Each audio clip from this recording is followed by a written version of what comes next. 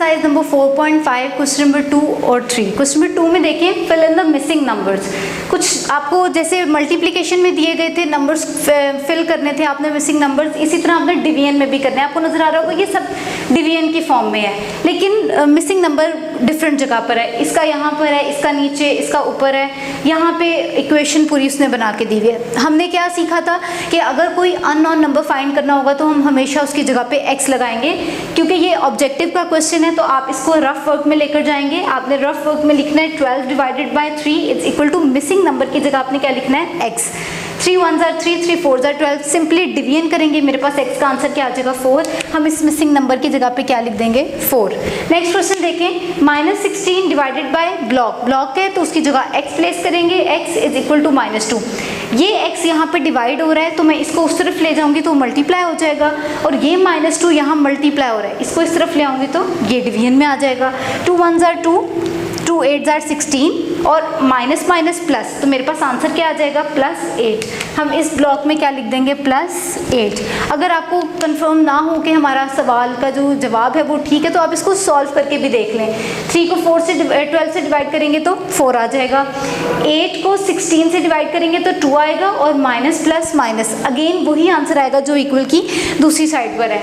Again question number 3 देखें, block divided by 5 is equal to -4। आप इसको भी इसी तरह से करेंगे। ब्लॉक की जगह क्या लिखेंगे x divided by 5 is equal to -4।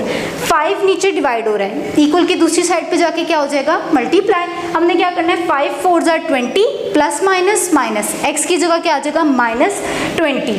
इसी तरह से आपने question number 4, 8 divided by 2 is equal to 2 multiplied by block. अब अगेन इसकी जगह आपने क्या लगाना है, पहले x जैसे हमने यहाँ पे लगाया 8 divided by 2 is equal to 2 multiplied by x। इसकी सिंपल डिवीजन हो रही थी, 2 1 जार 2, 2 4 जार 8, 4 2 इस तरफ x के साथ मल्टीप्लाई हो रहा था। इक्वल की एक साइड पे अगर कोई चीज़ मल्टीप्लाई होती है तो इक्वल की दूसरी साइड पे आके वो चीज़ डिवाइड हो जाती है।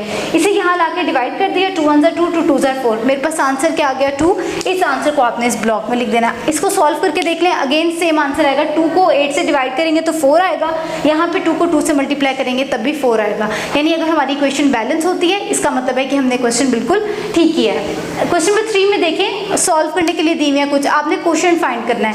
क्वेश्चन यानी कि जब आप डिवाइड करते हो आपके पास जो ऊपर आंसर आता है उसको हम क्वेश्चन बोलते हैं।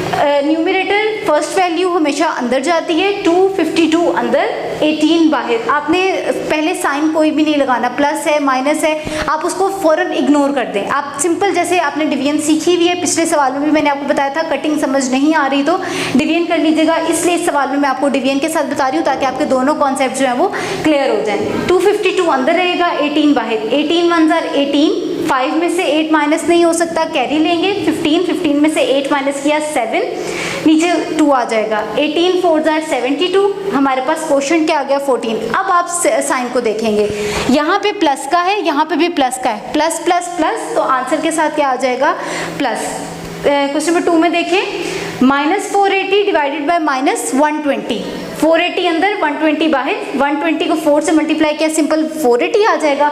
साइन देखेंगे तो माइनस माइनस प्लस, मेरे इस आंसर के साथ मैं क्या पुट करूंगी प्लस। यहाँ तक सवाल नहीं छोड़ना, आपने नीचे आंसर भी लिखना है क्योंकि इसमें साइन का भी इस्तेमाल हो रहा है। अगेन 196 अंदर 28 बाहर, 28 को मल्टीप्लाई करते जाएं 1 बाय 1, 2 से करें, 3 से करें, 4 से करें, जब 7 से करेंगे तो 196 आ जाएगा।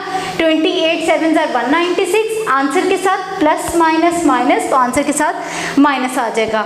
आपको मैंने क्वेश्चन नंबर 1 में भी बता दिया, कटिंग के तरीके से भी इन क्वेश्चंस को कर सकते हैं। अगर आपको कटिंग समझ आ जाती है तो क्वेश्चन नंबर 1 के तरीके से इनको कर लीजिएगा। अगर आपको कटिंग समझ नहीं आती तो आप क्वेश्चन नंबर 1 और क्वेश्चन नंबर 3 दोनों को डिवीजन वाले मेथड से कर सकते हैं। आपकी अपनी चॉइस है, जिससे आपको लगे कि आपकी गलती के चांसेस बहुत कम होंगे।